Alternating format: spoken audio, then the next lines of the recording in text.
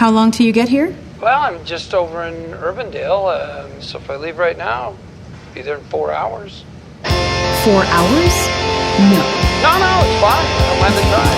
Crank the tunes, it'll be like old times. I mean, no, I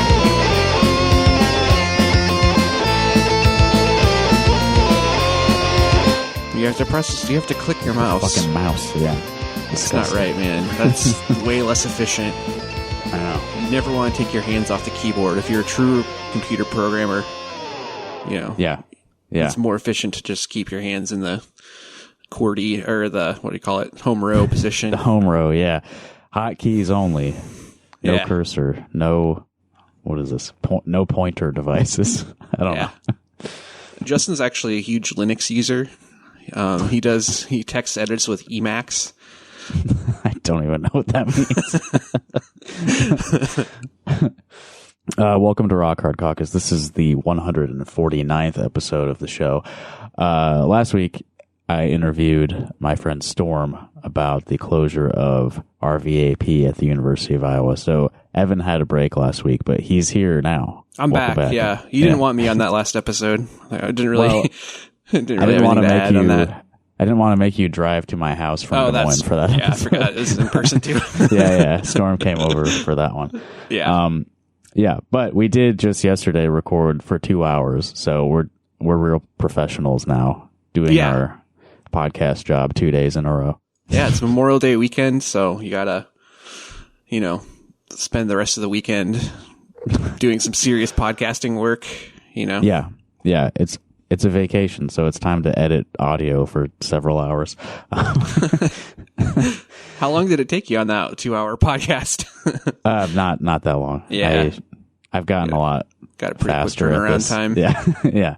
But yeah, that is out on the Patreon now. So if you are interested in our thoughts on Slipknot, go check it out. Patreon.com/RockHardCaucus. I think it was pretty good. That album was pretty interesting, so we talked for a long time. Yeah, and we recorded on the exact 20th anniversary of the album being released, which is incredible coincidence. Yeah, so there was extra pressure on me to get it actually released before midnight. Yeah. It was like 11:15 or something when I uploaded it. Yeah. People were like, it's a 20th anniversary. They better get this out today. There is going to be problems. Yeah. Get some People serious were thinking complaints on Patreon.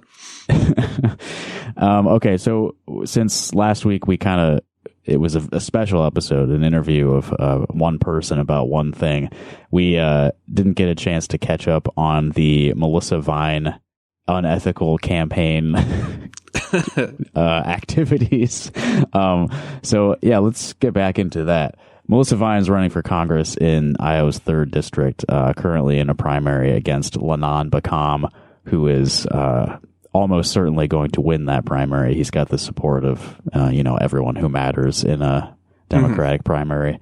Yeah, interesting thing about him is he was like a Joe Biden campaign guy in 2020. Yeah.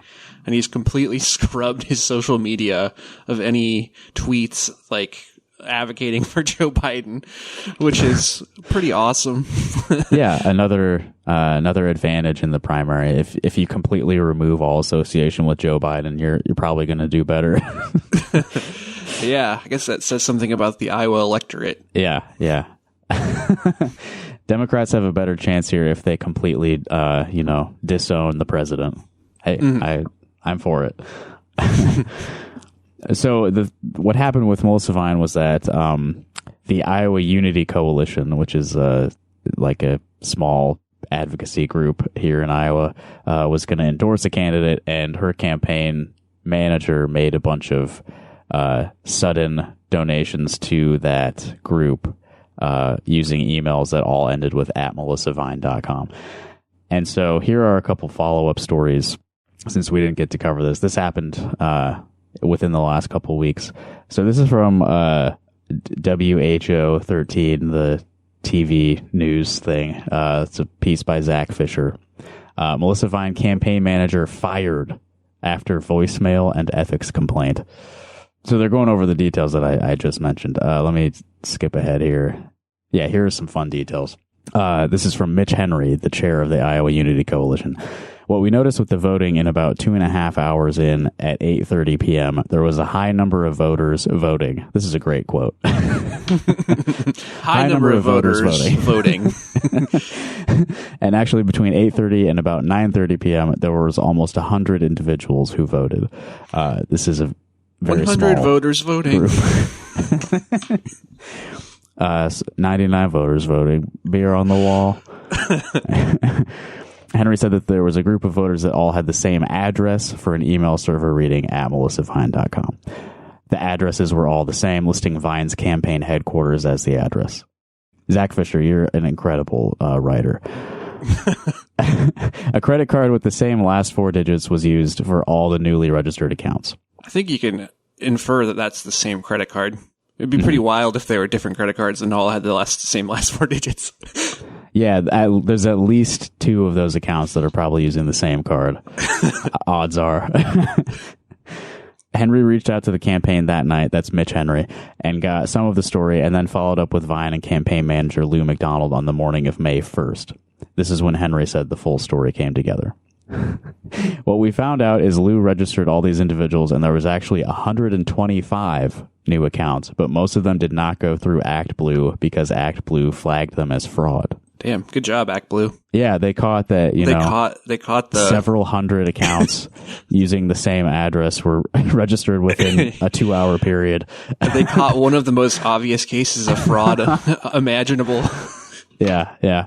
And then there's a link here to Melissa Vine's ActBlue. And again, this article is from May 15th. It's currently May 26th. And yeah, Melissa Vine's ActBlue page is still inactive right now. So, she seems to be suffering consequences for her campaign manager's actions. So he filed a complaint with the Iowa Ethics and Campaign Disclosure Board, which we'll hear a little bit more from them later. But shortly after that, this is on May 8th, Mitch Henry received a call from Lou McDonald. Lou McDonald was Melissa Vine's campaign manager. He has been fired. He's kind of taken the full rap for this. At least Melissa Vine is saying she didn't know he was doing this. I don't know. Well, I did the math, and in order to actually do it, because they paid with their own funds, it would have been like $800 because they had to donate $20 for every person that they registered. Right. And it was 125 attempts, right? Mm-hmm. So it would have been even more, if they would have gotten away with it. Yeah. If it wasn't for those meddling kids. So the voicemail was included in the TV news report on this, but somebody sent me the file itself directly from Mitch Henry's voicemail inbox. Oh, hell yeah. And apparently Mitch listens to the podcast. So hello, Mitch. Thank you for allowing this voicemail to be sent to us. And here it is. This is Lou McDonald, former campaign manager for Melissa Vine. We can talk more about his associations after we hear what he says here. Hey, Mitch, it's Lou. I just got a call from the register. I just want to talk to you before we do what we're going to do. Because we have some stuff we're going to do if you do what you're going to do.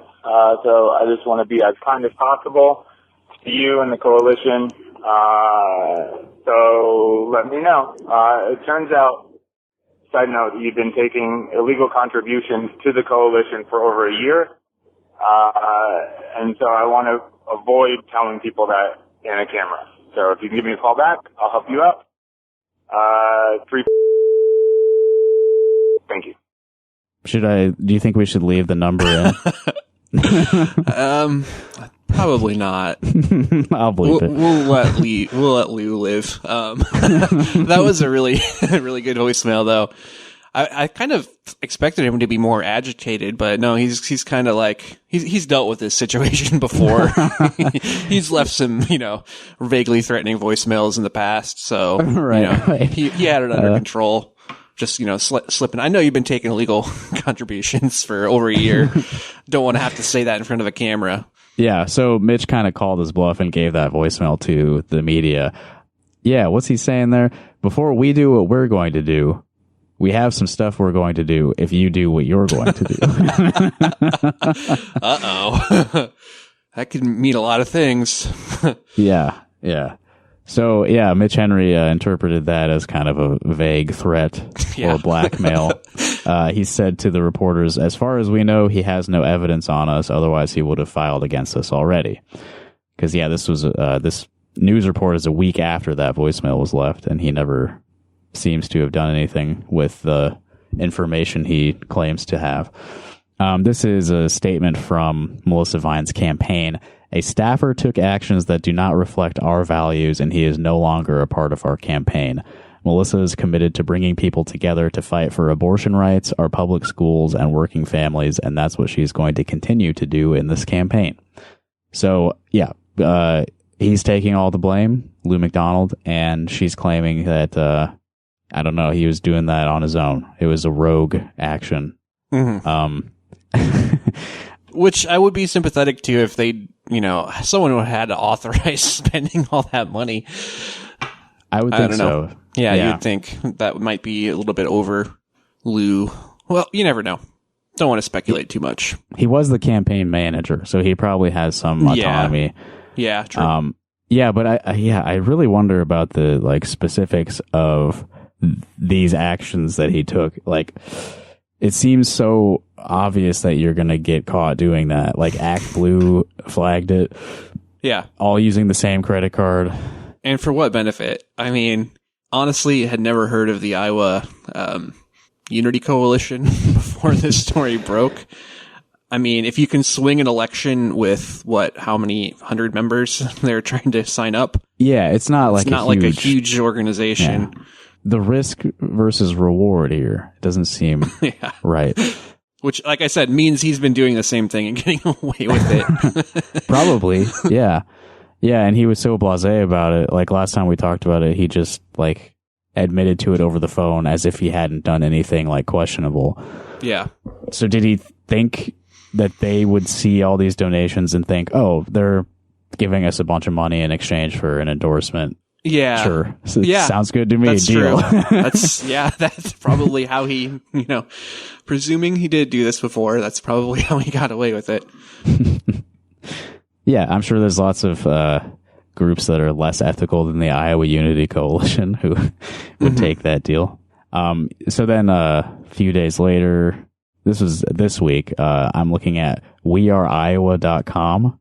A piece written by Anna Cutts on May 23rd. What's weareiowa.com? That's one of the TV stations, right? That's the NBC station, I believe, in Des Moines. I think it's WOI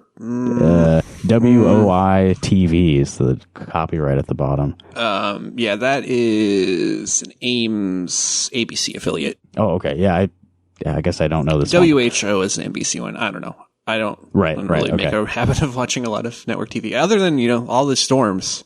I have been tuned into the KCCI coverage of whether tornado's going to hit us or not. Yeah. Shout out to the people of Greenfield who took the brunt of this week's weather damage. Yeah, that's tough. So on weareiowa.com, May 23rd, this is about the decision made by the Iowa Ethics Board. They ordered Melissa Vine's campaign and Lou McDonald as an individual to pay $500 each. Great detail here. So Melissa Vine and Lou McDonald are each being charged a $500 fine. The total $1,000 fine is the maximum the board can impose.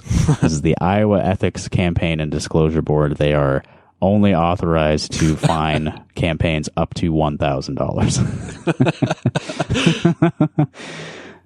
So we take this really seriously here in Iowa. I also read that typically this board does not deal with federal races. So a congressional campaign being fined by this board is really unusual. But since they were attempting to bribe a small local PAC, it was under their jurisdiction in this case. Investigators have also found proof that each of the contributions had different names, but the same payment information and same address. The credit card attached to those transactions was Lou McDonald's. So he used his own card for this too. She had to have known he was doing this. Yeah, he wouldn't be using his own credit card to do this without, Yeah, ensuring that he would get paid back for it. Yeah. This is a quote from Zach Goodrich, who is the executive director of the ethics board.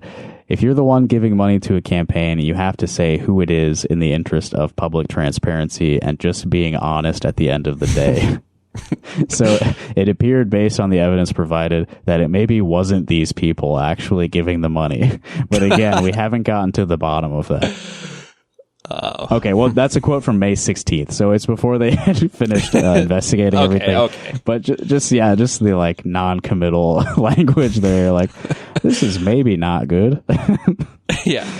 The guy in charge of like enforcing this. In the interest of just being honest, this is a major violation. It just ain't right. It's just not the kind thing to do. And then there's also a Des Moines Register article about this.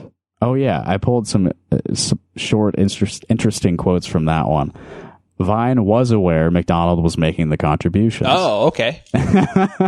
So I'm not sure how they found that out. I don't have like a copy of their investigation or anything, but I guess that's what they discovered, was that Melissa Vine knew that her campaign manager was doing this. In a statement to the ethics board through attorneys, both Vine and McDonald denied they knew the contributions violated Iowa campaign finance laws and said they believed they were purchasing memberships rather than making contributions. Again, this was all through Act Blue. Purchasing, like, that's such a hilarious distinction. There's nothing wrong with buying 200 memberships for other people and other people's names using my credit card. We weren't contributing to this organization. We were just buying memberships. Like, what the fuck?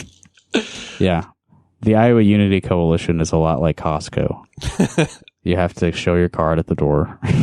Yeah. But you get a lot in exchange for that membership. Yeah, you do. You get to, endorse the candidate that you want. Your vote matters. Lou McDonald's vote matters. His money matters. Yeah, so he seems to be kind of, when you mentioned Lanam Bakam is wiping mentions of Joe Biden away from his campaign, Lou McDonald is sort of erasing parts of his past, it seems like, also. Yeah, I did a little investigating, and our good friends at Title Fight, co-founded by Lou McDonald, seem to have called it quits. There is no Title Fight website. We are TitleFight.com or whatever it was. Yep, not up anymore. Not on LinkedIn. Lou McDonald's LinkedIn has been scrubbed of any reference to this organization. Yeah, and his name now appears to be Lou M. on LinkedIn. Yeah, I think he might have even tried to make it so his name is, even though it's in the URL that he chose, it has just an M for his last name. I don't know. I don't spend a lot of time on LinkedIn, so I'm not sure how that works. But no, it's an awful place. Yeah, it's the worst. I don't want anyone to try to give me a job. Yeah, I have weartitlefight.com pulled up, and it's got a WordPress logo and a password field. What do you think the password might be? I'm going to try admin. No, incorrect. Okay. Damn. I probably shouldn't make any more attempts. Yeah, I probably shouldn't try to access any more unauthorized computer systems, like in the middle of recording a podcast. I didn't think there was anything illegal about that. No, just trying once, That's fine. Yeah. So that's the current state of the Melissa Vine campaign. Act Blue page is not working right now. Campaign manager fired. Only making the news for bad things. Yeah. We'll see how that turns out. Yeah. I mean, who could have guessed that the main benefactors of OPAC would have ended up doing some really shady shit and then completely disbanding? Yeah, it seems like a pattern is emerging. All right, let's update another one of our ongoing sagas. We got to talk about Satan again. Oh, hell yes. There has been a new development. There's finally in justice. That. There's finally justice. Right. Thank God. Right. Des Moines Register reporting from May 24th by William Morris. Michael Cassidy, the guy who ripped the head off of a scary goat statue that he saw because God told him to, God told him to drive up from Mississippi to do that. Yeah. He hated Slipknot that much. He has taken a plea deal.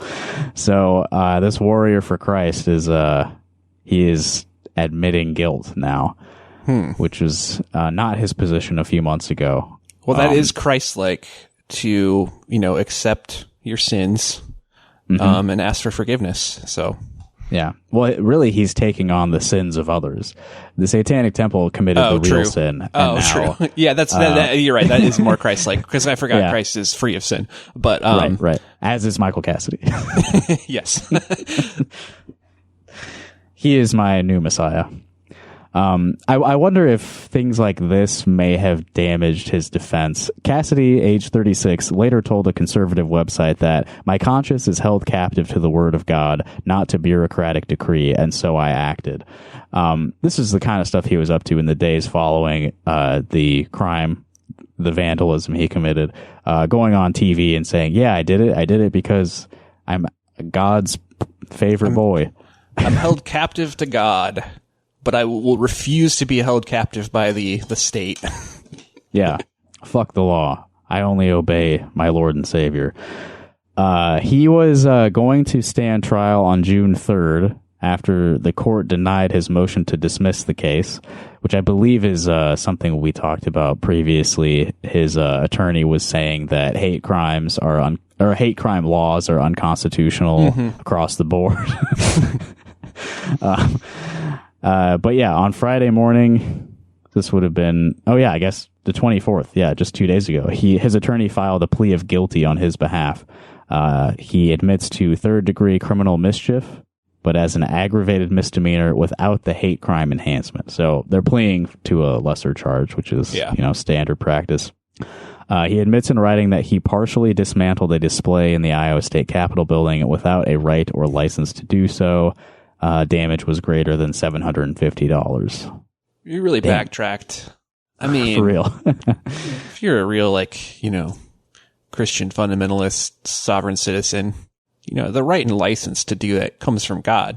Yeah. You admit that you couldn't do it because you didn't have a right or license from the state? I mean, come on now. Yeah, he really has. You got to stand up for what you believe in.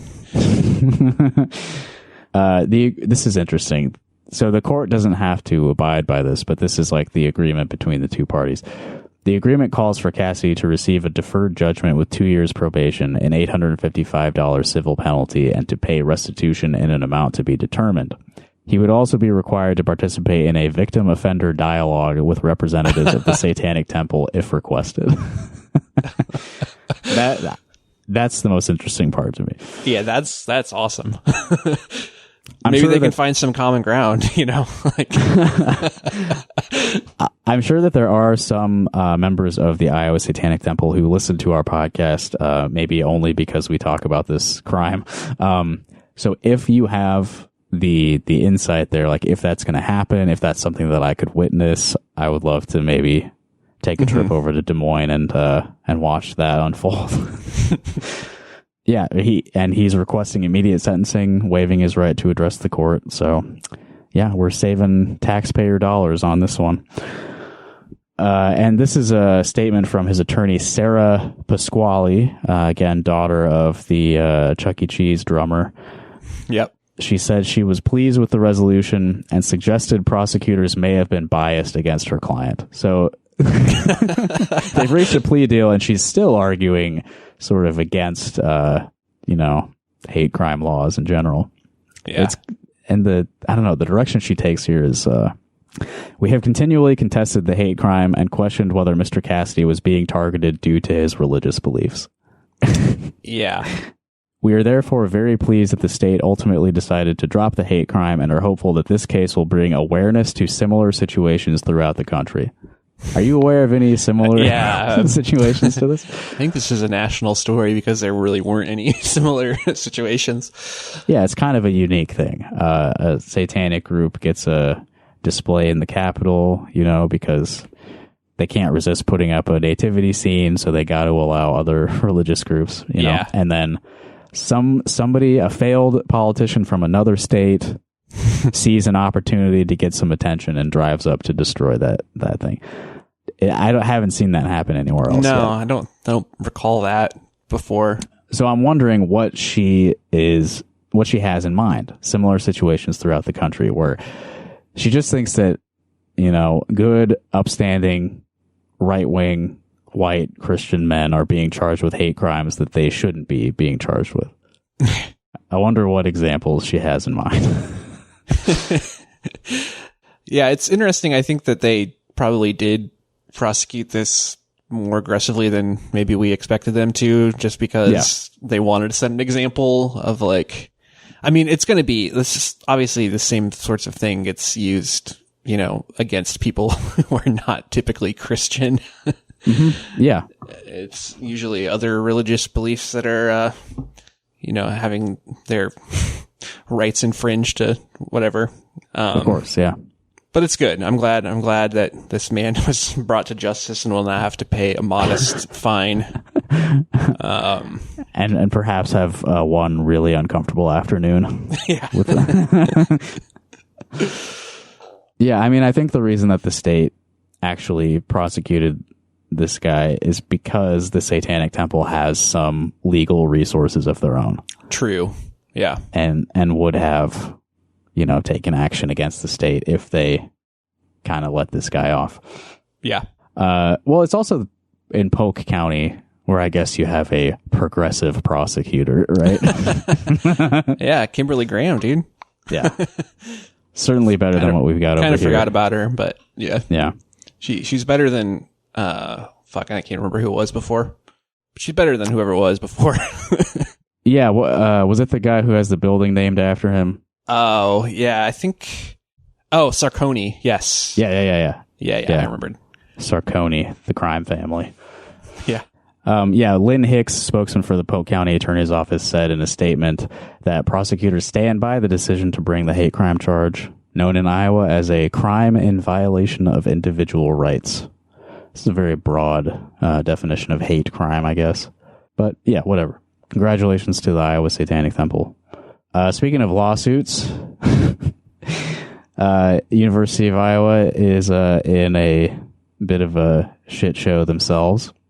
This is the Iowa City Press Citizen. Ryan Hansen wrote this on Friday, the 24th. Protesters allege civil rights violations following no trespass order at Iowa City encampment. So this is one of those college campus things where people are putting up encampments to protest their university's complicity in the genocide in Palestine, which is, of course, the morally correct thing to do. So the universities have to fucking resist that to ludicrous degrees. Are you saying it's morally correct to trespass on public university grounds? Right, yeah. Come on now. Yeah, putting up a tent on a university lawn is one of the gravest. Really scary stuff. Yeah. Oh, what a threat to society. So I can sort of really quickly summarize what's going on here. A few people started setting up an encampment on the morning of May 6th at Hubbard Park, which is it's that area, has been the subject of so much controversy over the past year. They started putting up an encampment early in the morning of May 6th. Some nerd had his eyes on that area because the university was really scared that somebody was going to set up an encampment. So it got reported to the University of Iowa police right away. They showed up, told the people that erecting, tents and shit is against university policy. Told them they would have to take it down and leave. Within the hour, everyone had left. So they complied with police directions. It is what it is. You can't really, if you don't have the numbers, you can't really defy police orders, in the moment. They took all their stuff, they left, and over the following days, Brett Cooper is a detective with the University of Iowa Police. He and a few of his goons were showing up at people's doors or, finding them at work or whatever and showing them little pieces of paper, asking them to sign them. I don't know this for sure. I can admit that, since the lawsuits filed. It's got a bunch of names on it. I know these people who are being given these orders. I don't think anybody signed the papers, which that's I was gonna say, if a cop comes to your door and gives you a little piece of paper to sign, don't do it. No. Invoke your rights to not sign a stupid piece of paper. Yeah. So that's this in the is Constitution. It's like a no trespass order that the university police department is like imposing on these people. Yeah. Which says basically you are not allowed to hang out on outdoor university property for the next 6 months. So it's a little vague, but it says basically like you can traverse university property to get from point A to point B, but you can't stand around. Stop. Yeah, right. Which is like intense overreach, right? Yeah. So you're signing a paper that says, I will be a good boy and I will just continue walking to my destination. Right. Yeah. And like the university owns. Oh, I think I talked about this briefly with Storm last week, actually, that these no trespass orders were going around. The university owns a lot of outdoor property in Iowa City. They definitely do. It's pretty much impossible to like go about your business without traversing their property. And God forbid you like take a rest and sit on a bench outside of, one of their buildings, or you may be arrested.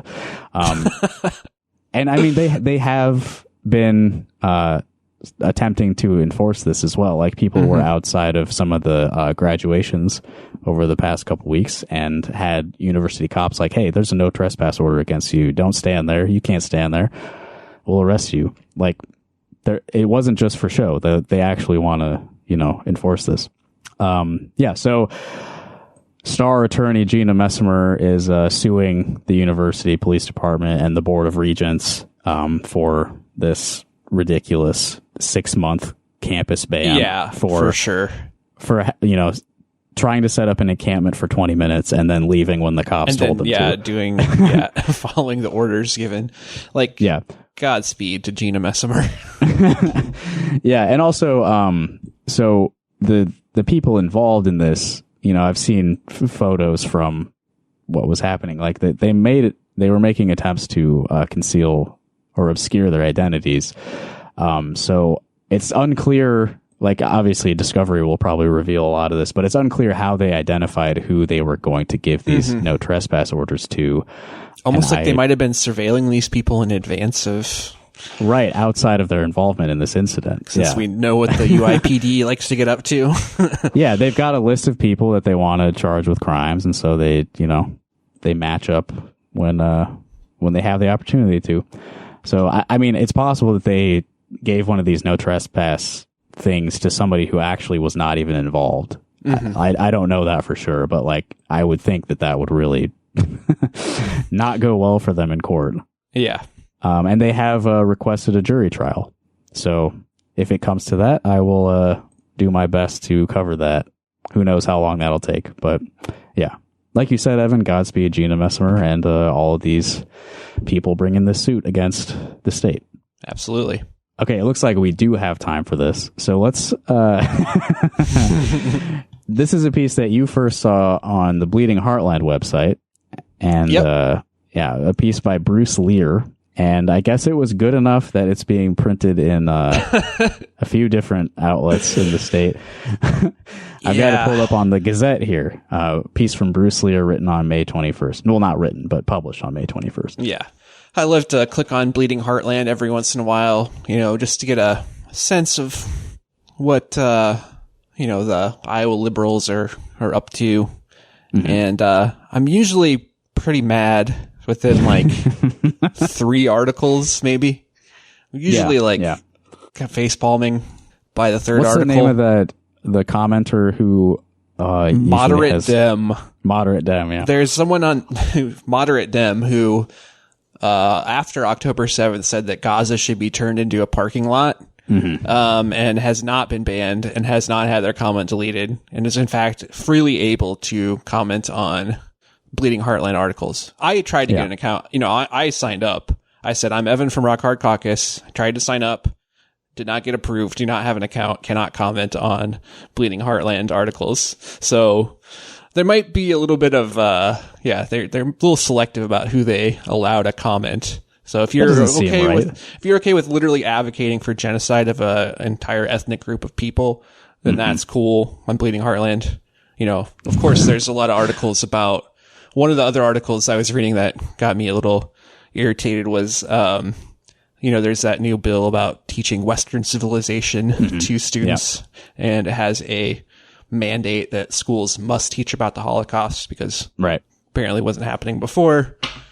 And there's like this group of rabbis who wrote an article basically being like, "Thank you, Kim Reynolds. This is really important. We need to." I mean, obviously, Holocaust education is important, but it's like they're like, "We gotta hand it to you." You know, even though this bill was like model right wing legislation that was cooked up in a lab, then we have to give it to you because you said that it's like bad to like discriminate against Jewish people in particular. Well, not even that. Just there's a real problem in the public schools where they don't teach about the Holocaust, right? Yeah. Like, come on. Finally, that error has been corrected, and the schools will teach their students about the Holocaust. You don't, in fact, gotta hand it to them. No. Yeah, I mean, she signed that bill for the purpose of things like that. I want to receive public praise from groups of rabbis because I signed a bill that forces the schools finally to teach about the Holocaust. Yeah, and the whole thing is the article is like talking about like, we want to prevent this because there's other people other than Jewish people who are affected by the Holocaust. And like, it's important that other people learn about the Holocaust to prevent similar things from happening in the future. And it's just like so fucking tone deaf in the face of what is actually happening right now. Like in Gaza, like it's just like, it's hard not to get mad reading this kind of shit. But anyway, this one's a little more fun than that. So this isn't as bad, and it got reprinted in the Gazette. So that's a good thing to think about, is that, you know, your grandma, grandpa in Cedar Rapids, you know, still getting the paper delivered on their doorstep. They picked this up, opened up to the opinion section, and were greeted with Bruce Lear's piece, "Trapped in the Political Upside Down." Hell yes, dude. Bruce writes, in 2016, Netflix streamed Stranger Things, a horror science fiction series set in a small Indiana town with tweens and teens as main characters. In its 4 seasons, the audience travels to the Upside Down, an alternate universe where bizarre replaces normal. It's fun fiction. It's fun fiction. I saw this article and immediately sent it to Justin just because of this fucking intro. I didn't even think I read the rest of it. I mean, that's the really good part, is the first paragraph. Y'all seen Stranger Things? I actually have not. I don't care. I'm sorry. I don't care about most pop culture things these days. Yeah, I wouldn't say that it's really worth the investment at this point. Is it really a horror series? Sometimes, yeah. I mean, like, okay, I've seen all of it so far. Oh, okay. There you go. There was some fairly intense stuff, especially in the 4th season. But I don't know. It's fun fiction. It's fun fiction. I just thought it was a show where they just like talked about the 80s and stuff and just like played Kate Bush and talked about like walkie-talkies or what do you call them? Walkmans. Yeah, I mean, you've got most of it. The aesthetic is remember the 80s, and have you ever seen a Stephen King movie? Or maybe have you seen Aliens? Season 2 was very Aliens, including the casting of Paul Reiser. I haven't seen Aliens. I have seen Alien. Oh, okay. That was the first R-rated movie I ever saw, I think. Nice. Yeah, that's a good movie. I think I like Alien more than Aliens because the first one is very like atmospheric, and I should watch Aliens. I've heard that they're both like equally good, which is they are both really rare good, for a sequel. Yeah. Anyway, so why did Bruce Lear tell us what Stranger Things is? It's because we have veered into the political upside down. I just love to. In 2016, so 8 years later, you have to like explain what Stranger Things is to people. It's a really, really solid metaphor. So he has to make sure Yeah, that we're prepped that's for true. it. Yeah, the Upside Down, if you haven't seen Stranger Things, it's basically like, just look at where you are now. Imagine there's a sort of identical alternate dimension where everything kind of is red tinted and has cobwebs on it. Okay. It's sort of like a version of our reality that's spookier. Okay. That's an entirely novel concept that has never been explored in any other media. Right. Here's some examples of how his evidence that we've entered the political upside down. So it's a version of our reality that's red, goopy, and scary. Yeah. South Dakota Governor Kristi Noem, a wannabe vice presidential pick, wrote a book including a story about her gunning down her mischievous puppy. She believed it made her seem tough. It didn't. This would not happen in normal world. It only happens in spooky world. Even though her book is titled No Going Back, she did. She went back and deleted part of it. She lied about meeting the dictator of North Korea. Did she actually? I mean, that's funny. I mean, it is very funny that she included that in her memoir. Yeah, I think that story hit the news because it was in advance copies of the book. Oh, okay. And so before they actually published it, the publisher was like, yeah, we should probably cut that at this point. Yeah. She lied about meeting the dictator of North Korea and then did a book tour where she refused to admit the lie. That part it hasn't gotten as much attention as the dog killing, I don't think. Yeah, I'm not sure. I mean, I think it's cool if she did meet, Kim Jong-un. Yeah, that's fine. I don't have a problem with that, really. Yeah, so when that story came out, I was like, didn't Kristi Noem just have a book? And yes, she released a memoir like 2 years ago, and she has another one already. Oh, yeah. Well, she must really be a wannabe vice presidential candidate. Yeah, I mean, these political memoirs are bullshit. It's like the sales numbers are just based on super PACs buying millions of them, and then, well, I don't have it on my desk right now, but the Perry Johnson book. Yeah. You're never going to reach Obama numbers again. I don't think any politician will reach Obama book sales ever again. Right, yeah. Yeah, when that dog killing thing was making the rounds, I mean, it's really bad, obviously. Yeah, it's pretty fucked up. Why would you I guess say you did that? Not necessarily that she was tough, but she was like, well, it had to be done, and I'm not afraid to do the practical murder of a puppy that has to happen because it was too annoying. Right. I guess that's her angle. The dog wouldn't listen when I said sit, so it's time to go. But it's also not the first time. This is why I'm a cat person. Yeah, for real. Also, they're supposed to disobey. It's sort of, it's endearing. It doesn't make you want to kill them. Yeah. It's a puppy. Come on. But Kristi Noem is not the first prominent Republican to have a dog scandal, and I feel like people have not been putting this in context. Oh, yeah, I know what you're talking about. Like Mitt Romney putting the dog on the roof for a family vacation, the roof of his car, I mean. Yeah, and having it shit on the roof, on the windshield. Right, yeah. They love torturing dogs. And Mike Huckabee's sons tortured a dog in the woods or whatever. Oh, fuck. Forgot about it. I was thinking of the Romney one and didn't remember the Huckabee one. Right, yeah. Yeah, I mean, she was appealing to her audience. Conservatives love to harm animals. And it broke containment. The liberal media got a hold of an advance copy and were like, damn, look at this psycho. Bruce Lear continues kind of just playing the hits of recent political news. Just more evidence that we're in the upside down. Bob Kennedy, an anti-vaxxer and third-party candidate for president, said a worm ate part of his brain and then died. But he's still polling 10% of the vote. He's more like 8%, but that... Including that did make me look it up, and I am impressed at RFK's polling numbers. Well, I was going to say, if you just polled, took the approval rating of the worm could probably get 8%. Yeah. I would vote for John F. or Bob Kennedy's worm before I would vote for Biden or Trump at this point. It is funny that he called him Bob Kennedy as well. Yeah, Bob Kennedy. I love that. Does he go by Bob ever? I think it's just a nice subtle disrespect. Yeah. And he calls him anti-vaxxer and third-party candidate. Do you think those are equal points against him in Bruce Lear's mind? Yeah. That's the funny thing is like, them should be secretly funding fucking Robert Kennedy. Like, in my opinion, I could be wrong, but I feel like definitely more.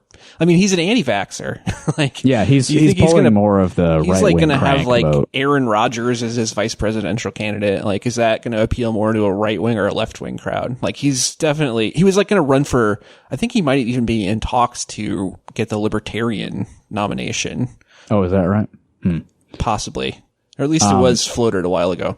Yeah, I mean, he had that big like hype cycle about who his running mate was going to be, and then he announced it was like some like tech CEO. Oh, I didn't realize that. I already forgot her name, yeah. But he was floating Jesse Ventura, and it was like, yeah, yes, dude. Jesse Ventura. See, that is 100%. That would basically guarantee Biden's reelection. Yeah, I do think that anyone who's actually paying attention to his campaign, he's definitely going to pull more of the right-wing conspiracy crowd than he is like a potential Biden voter. But you can't count out like very old people who love the Kennedy name. Yeah. And when they see it on a ballot, even if they don't know anything, they're going to be like, well, I have to vote for that one. Yeah. It's a Kennedy. It's pretty obvious. Like, you're not going to increase the number of people who are going to vote for Biden. Like, he's kind of foreclosing that possibility. So you have to prevent people from voting for Trump or give them options other than Trump to vote for. Like, that's Biden's key to. You're not going to persuade people. Fuck that. It's over. It's too late. Yeah. It's way too late. Yeah. No one is persuadable anymore. No.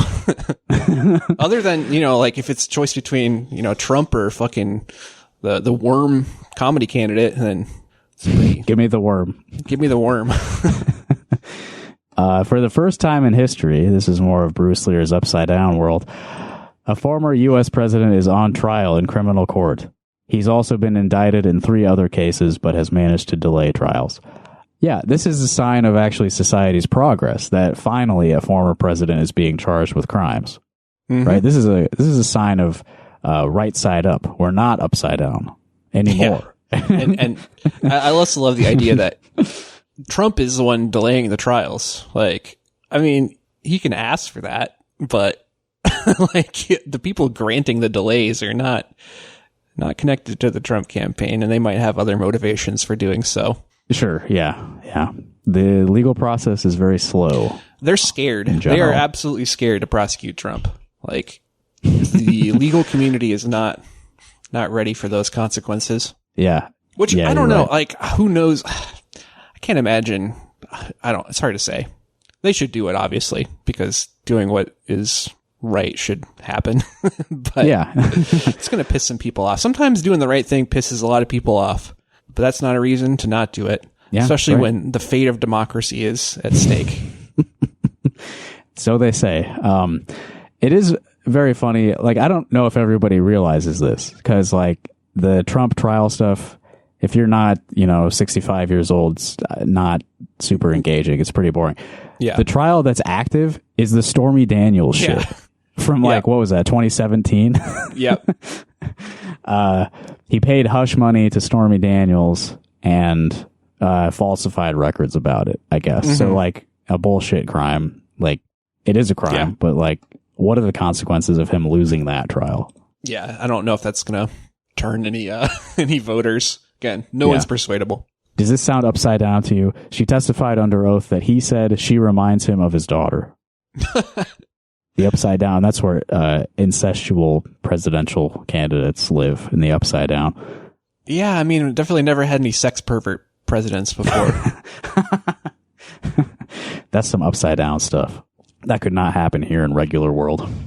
And then he mentions that Iowa Attorney General Brenna Bird. Give him the bird! Gotta give him the bird!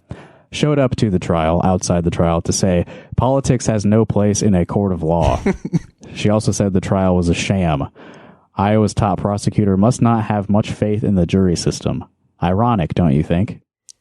It's a little bit ironic for her to say that politics has no place in a court of law, as she is traveling to New York to. I guess she's acting in her capacity as a citizen and not a, the Attorney General of Iowa. Sure. Yeah, it's not really her jurisdiction. Rob Sand was sending me multiple emails about that. Yeah. I don't know if you got those. It's just so crazy that Brenna Bird went to New York to support Donald Trump. Yeah. Rob It Sand is pretty weird, but what do you expect her to do?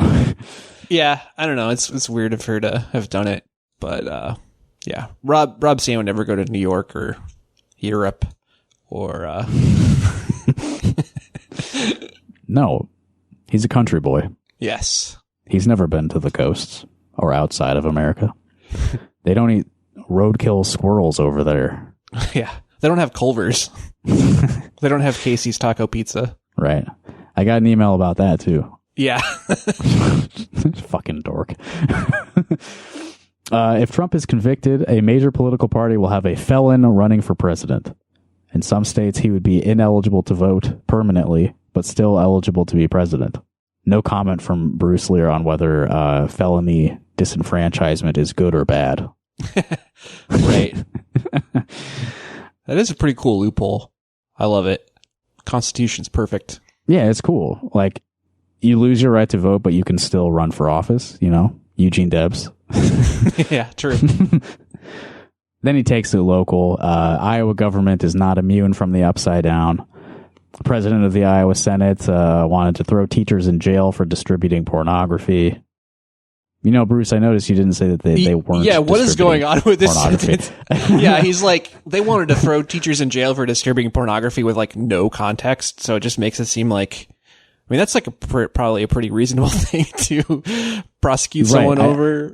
I think the point, Bruce, is that they weren't doing that. Yeah, I think you might want to make that a little bit more clear. Yeah, they were being I don't even know what he's accused of that referring because- to. Oh, it's like the books that have like sex education school libraries books that had sex ed. might have like a line drawing of a naked woman in them. Yeah, this is what balls look like. That's pornography. The children are being groomed and corrupted. Not only were teachers accused of pornography peddling, they were also accused of being groomers and woke. One of those accusations stands out from the rest because being woke actually is good. Yeah. Again, he's not defending woke. He's not defending the teachers. Yeah, you could use another sentence or two in that paragraph, I think, just to make it clear.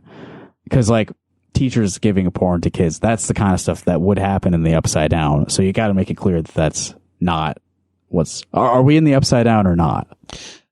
I think we are. Okay, shit. But yeah, you really don't have to cede any ground to the right on woke. You don't really have to.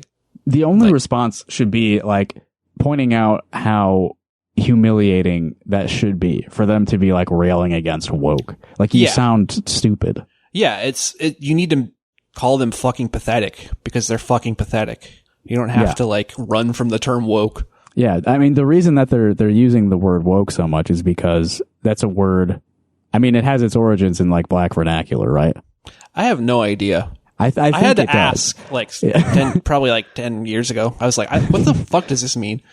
Yeah, and it's the realm of the SJWs of yore. So it's the same. It's the Southern strategy, basically.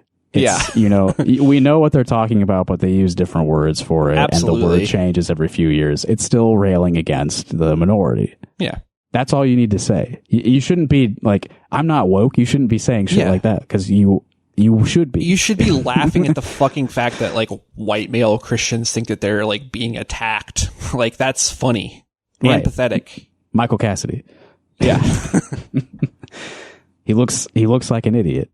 And his attorney is like, yeah, he was being attacked for his religious beliefs. He's being persecuted by the state because he's a Christian from Mississippi. Yeah. So the state of Iowa is persecuting him. Your goal should be to make people like that cry on camera. Yes. Yeah, and then he talks about guns in schools and the Iowa immigration laws, which are very bad.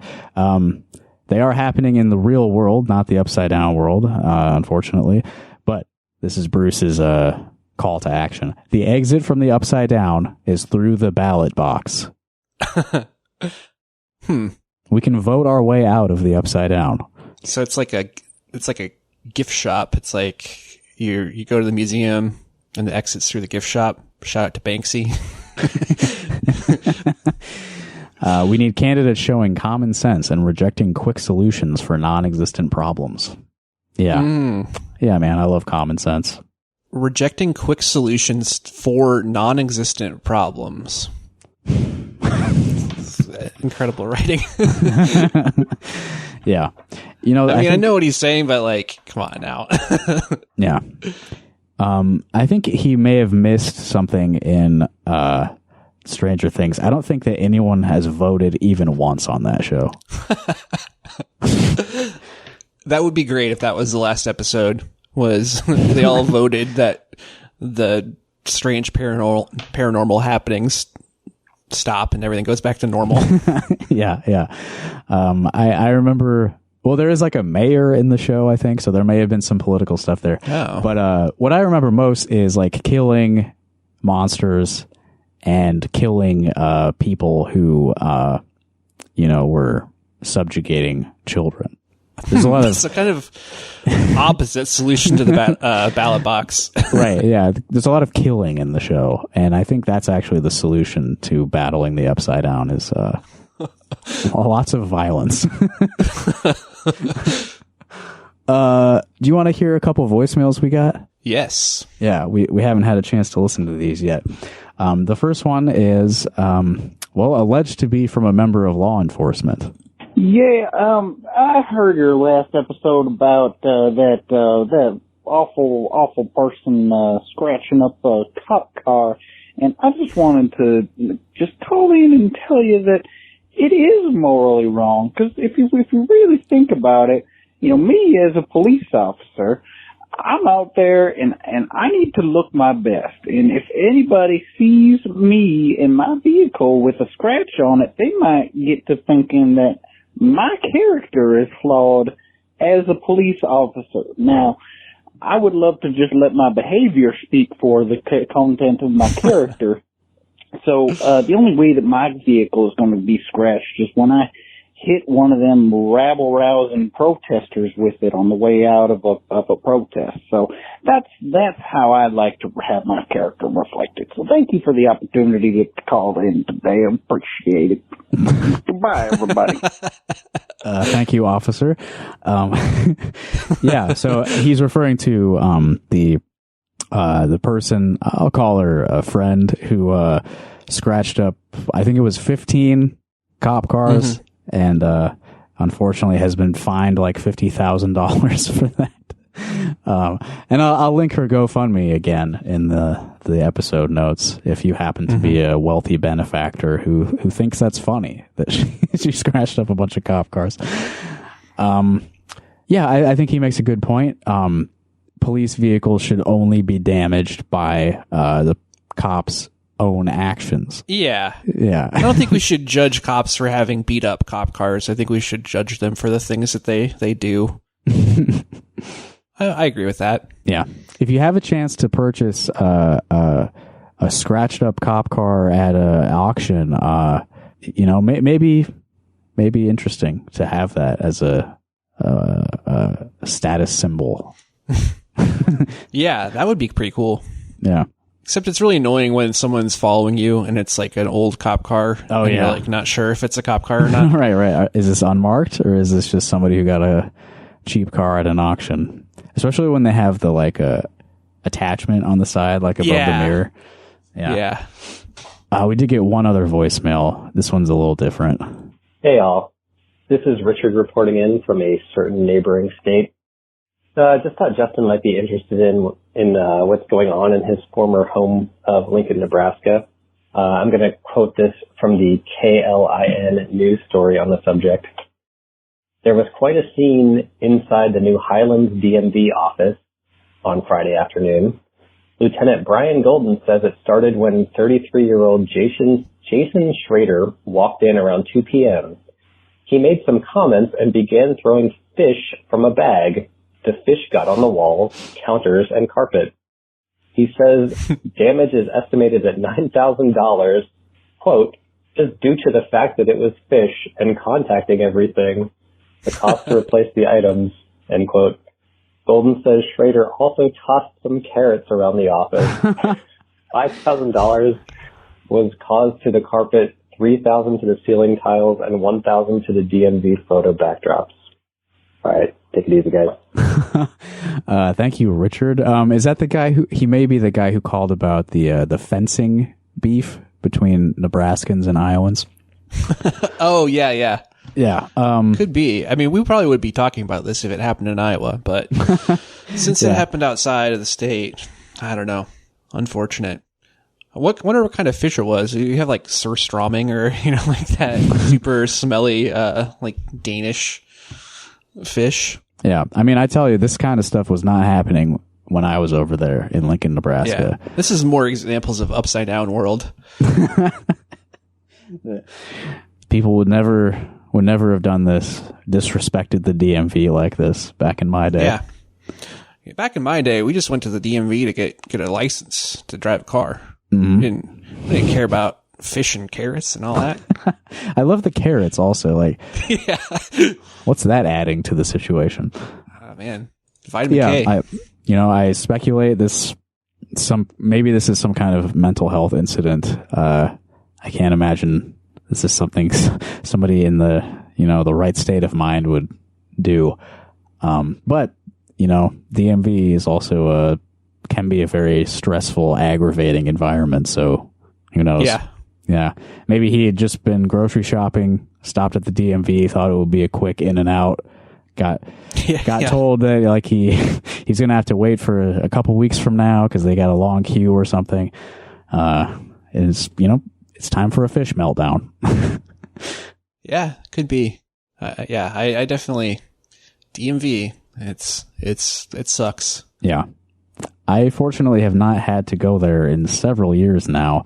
I've heard it's gotten really annoying since COVID. Oh, yeah. Last time I went was before COVID. It wasn't a big deal. Mm-hmm. But, of course, it can be a big deal if you have, like, a reason that you need to, like, get your license reinstated. Like, there's a lot of shitty bureaucracy around it, for sure. Yeah. It's the kind of stuff that makes you want to throw some fish all over the place. Yeah. I can relate this to a local thing. There was a DMV or DOT rather office in Iowa City that they closed. I think this was last year sometime. And so now you can't visit the DOT within Iowa City. You have to go all the way out to like somewhere in like the outskirts of Coralville if you want to get that shit done. So it's like really a pain in the ass to get there if you don't have like a driver's license, for example. Yeah. I think I had to go to like Ankeny too, which is funny because I lived on like the east side at that time, back in I think it was like 2017. Mm-hmm. So yeah, I think that's pretty. I know they've closed multiple ones across the state. Yeah. Well, if you object to any of our moral proclamations on the podcast, or you have a story about public incident involving animal guts being strewn about, you can call us and tell us about it at 319-849-8733. We'd be happy to hear from you for any reason at all, and your voicemail may end up on the show. You can also mail us stuff in the mail at P.O. Box 5336 in Coralville, Iowa 52241. What else do we have to plug? I went on a podcast called Zoned Out earlier this week. I'm not sure when that's going to be released, but it was a nice little conversation. We talked about the Davenport building collapse of last year, did a little bit of catching up on that, and some lighter topics like what movie would you like to see at the world's largest truck stop movie theater was one question I was asked. What was your answer? Oh, I don't want to spoil it, I guess. I shouldn't spoil it. if you're curious about my answer to that, keep an eye on the Zoned Out podcast feed for their upcoming episode. The primary for county supervisor, I mean, that's the only local race I'm paying attention to. I assume there's primaries all over the state on June 4th. But Johnson County supervisor primary, June 4th, my friend Mandy Remington is running for the Board of Supervisors in the Democratic primary. A couple of her opponents, Bob Conrad, who works for the Iowa State Patrol. You know, I would never want to vote for a cop for any reason, but Bob Conrad in particular, he's received a $500 donation from University of Iowa Police Detective Ian Mallory. So that's a good reason to, I mean, that was motivating for me. Like, I was already going to vote for Mandy, but I've also been doing a little bit of volunteer work for her campaign simply because I saw that Ian Mallory donation. Yeah. Man, I was thinking it would be, this is a little off the beaten path, but I was thinking it'd be funny if, you know, there was some, you know, drag performer in Iowa City, Coralville area who were to adopt a name like Mallory Ian, or something like that. I think that'd be funny. Might have some funny implications. Yeah, I wouldn't be surprised if some people have ideas like that. Yeah. He also, Bob Conrad, received a smaller donation from an officer named Travis Graves, who currently works for the Iowa DNR, but has made news in the past when he was with ICPD. He pretty aggressively arrested a black teenager at the Iowa City Rec Center. The video of that arrest made a lot of waves locally and resulted in ICPD changing some of their arrest procedures because of public backlash. Also, I think there was 3 incidents with this guy that I had in mind, but one of them was while he was working for the DNR, he was in Des Moines, off duty, and a couple of young women got in a fight. A black woman and a white woman got in a fight, and he and another officer were breaking up the fight, and he ended up elbowing the black woman in the head multiple times and pepper spraying her in the face. He didn't do any of that to the white woman. Yeah, right. And that's kind of what's a DNR guy doing that for in the streets of Des Moines? Oh, yeah. The other one was that he and another cop, when he was with the ICPD, they pulled somebody over, suspected drunk driving or whatever, had no evidence that he was impaired, and he wasn't the guy they pulled over, and he ended up locked up for 3 months. So a false arrest and 3 months of this guy's life ruined. So that's the reason he works for the DNR now, is because he either forced resignation or got fired for that. Yeah, couldn't handle the stricter duties of the police. Right. I've had some run-ins with the DNR before. They always let me get away with crimes, so that's some white male privilege. Yeah, for sure. I only bring that up because, that's the kind of people contributing funds to one of the campaigns in this primary, and I would really like to see that campaign lose. So if you're willing to register as a Democrat and vote in the primary on June 4th or sometime before, because early voting is available, I think voting for Mandy Remington would be worthwhile for our community. You know anything in Des Moines going on? I forgot to write this down, but I have one event I wanted to mention. I don't have anything. Okay, let me just pull it up so I don't forget. Because filmmaker Christian Day emailed me the other day. And I believe this is a project that our friend Bridget Botkin also worked on. I know what you're talking about, yeah. Yeah, he's got a series coming out on Out TV, which I think is an LGBTQ thing. He's got a series called The Last American Gay Bar, which is about the history of the Blazing Saddle bar in Des Moines. And they are doing a special screening of the first 3 episodes of that series at the Varsity in Des Moines on June 13th. So if that's something that interests you, you may want to check that out. He was kind enough to send me those first 3 episodes. I haven't watched them yet. We mentioned this at the beginning of the show, but We did just release a new episode of Bay Not Me Slippin', our Slipknot review series. Just put that out last night at patreon.com/rockhardcaucus. We reviewed Slipknot's Volume 3, The Subliminal Verses, with a good friend of mine, Gabby Vanek, who is a bit of a metalhead and was into Slipknot at the time, so she had a lot of memories and thoughts about that album. So it's like a 2-hour episode. I think that series has been pretty good so far, too. We've been a lot of fun. Yeah. Check it out. Patreon.com/rockhardcaucus. We're going to close out with some music by our friend Keenan Crow. Keenan just released their first solo EP, which is called Ambient Anachronisms. And they told me that the first and last tracks are their favorites. I have not had the time to listen to this yet, but we're gonna let's hear the first track. Melancholy. Maybe we should play the last track because I know how to pronounce static. Anyway, this is Keenan Crow, track from Ambient Anachronisms. Check it out. If you have music that you've been working on that you want our podcast listeners to hear at the end of episodes, go to rockhardcock.us, click the link near the top to submit your music, and we would love to hear it, and we would love to make other people hear it. Thanks for listening to Rock Hard Caucus. Thank you, Evan. And we'll see you next week. It's 150. Should we do something special? Oh, shit. I mean, we can talk about it, yeah. Yeah, I don't know. Maybe. We got a couple milestones coming up, so yeah, try to put something together. Yeah, it's the summer of milestones. Mm-hmm. All right, see you later, everybody. Bye.